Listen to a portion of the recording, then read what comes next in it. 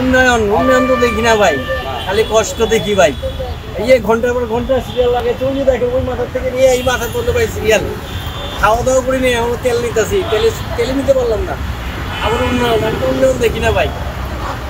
ওই যে শেখ মুজিব বলছে না, সবাই বলছে স্বর্ণের খনি, আমি বলছি চোরের খনি। এই অবস্থা বাংলাদেশ, বুঝছেন?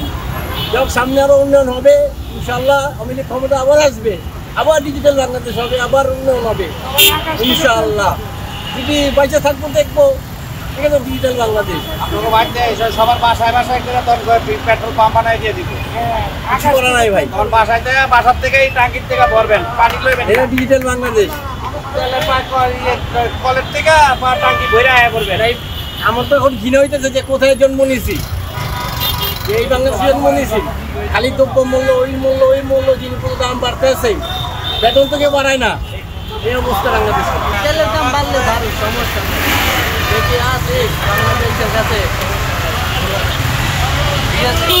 ঘুরে ফিরে খালি সাধারণ জনগণের হয়রানি। এই যে মানুষজন ঘন্টার পর ঘন্টা, এই যে ঘন্টার তেল নাই, হাইটা কষ্ট করে নিয়ে যেতেছে পাম্প পর্যন্ত, এগুলো তো ঠিক না ভাই।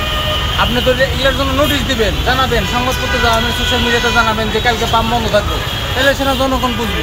এই হয়রানিগুলো করে লাভ আছে? এই কত দূর ঘুরে, এই বিশ্ব রোডে যায় এই পাম্প বন্ধ, বিজয় সনের সাথে এই টাচ বন্ধ, এই ঘুরে ভিতরে খোলা তেল খুঁজলাম, পাইলাম না, পরে এসে এনে এসে দিয়ে এটা খোলা, তা তো খোলা আছে, মানুষ চিনতে পারতেছে। কোনো পাম্প তো বন্ধ করে দিয়েছে, পাম্প তো বন্ধ থাকার কারণে আসলে তেল তো পাচ্ছে না, যার কারণে গুজব তো কিছু নাই। প্র্যাকটিক্যালটাই তো আসলে সবাই জানছে যে আসলে বাংলাদেশে কী পরিস্থিতি চলতেছে। আপনি যে প্রশ্ন করেছেন যে জনমনে একটা আতঙ্ক তৈরি হয়েছে যে তেলের সংকট, আসলে তেলের কোনো সংকট নেই। যেটা হয়েছে যে গতকালকে একটা ডিক্লারেশন এসেছে যে পেট্রোল পাম্প ওনার্স অ্যাসোসিয়েশন ও ট্যাঙ্ক লরি ওনার্স অ্যাসোসিয়েশন এরা ধর্মঘটের ডাক দিয়েছে, যার কারণে ডিপো থেকে তেল আসতে পারতেছে না, উত্তোলন হচ্ছে না, যার কারণে ঢাকা শহরে হয়তো অনেক পেট্রোল পাম্প বা তেল মজুদ নেই তাদের, যার কারণে সরবরাহ দিতে পারতেছে না।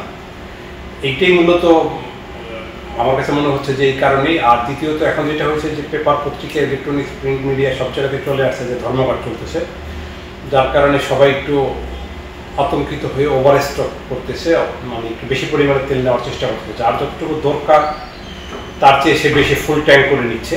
এই কারণে একটু আমাদের এখানে একটু প্রেশার করেছে। বাট আলটিমেটলি তেলের সংকট নেই কোথাও, তেল সরবরাহ সবই ঠিক আছে। এই ধর্মঘটটা সাময়িক, এটা উঠে গেলে আমার মনে হয় সরবরাহ স্বাভাবিক হয়ে যাবে। আচ্ছা, আমরা কয়েকজনের সাথে কথা বলে জানছি, তারা মানে বলতেছে যে তেলের দাম বৃদ্ধি পাবে আবার, এই জন্য এরকম ধর্মঘট হচ্ছে। এরকম কোনো কিছু আমার জানা নেই, আসলে এটা তো সরকারের সিদ্ধান্ত। তবে মনে হয় না যে তেলের দাম বাড়বে বা এই কারণে এরকম হচ্ছে। এই ধর্মঘটটার কারণেই তাদের কিছু দাবি দাওয়া আছে, ওই দাবি দাওয়া পূরণ না হওয়ার কারণে তারা ধর্মঘট ডেকেছে, যার কারণে হয়তো বা এই ক্রাইসিসটা তৈরি হচ্ছে। যেহেতু ঢাকা শহরে বিভিন্ন পেট্রোল পাম্প শুক্র শনিবার 2 দিন ডেপো বন্ধ থাকে, পেট্রোল পাম্পের যে স্টক ছিল এগুলো প্রায় শেষ হয়ে আসছে। আজকে যে তেলটা ডিপো থেকে আসার কথা ছিল, এই তেলটা আসতে পারতেছে না, যার কারণে ম্যাক্সিমাম পেট্রোল পাম্পের তার স্টক ড্রাই হয়ে গিয়ে পেট্রোল পাম্প সরবরাহ সাধারণ ক্রেতাদের সরবরাহ দিতে পারতেছে না। এই কারণেই মূলত ঢাকা শহরে একটা তৈরি হয়েছে যে সবাই মনে করতেছে যে দাম বেড়ে যাবে। আসলে ঠিক তা নয়, ধর্মঘটটা অন্য কারণে, ধর্মঘটের কারণেই ক্রাইসিসটা সাময়িক তৈরি হয়েছে। আমার মনে হয় এটা খুব অচিরেই সমস্যা সমাধান হবে।